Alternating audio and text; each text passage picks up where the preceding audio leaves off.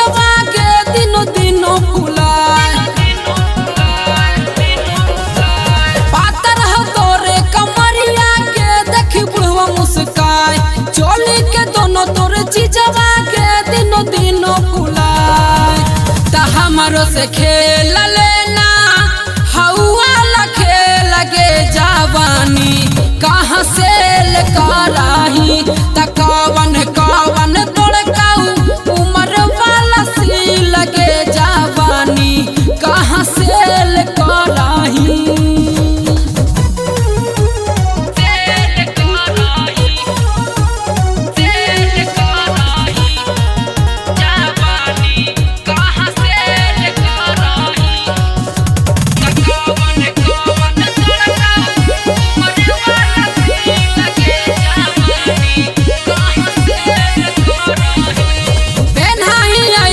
छौड़ी के लहंगा झलकौआ देखी सहरे और टोला के हासौ पूरा गौआ।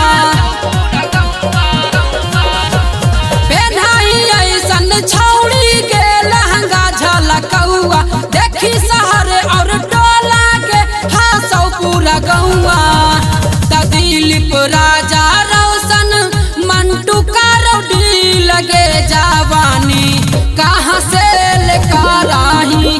तकवन कवन तोड़काऊ उमर वाला सी लगे जवानी कहाँ से कराही। रिकॉर्डिंग बाय सरगम स्टूडियो बोध गया।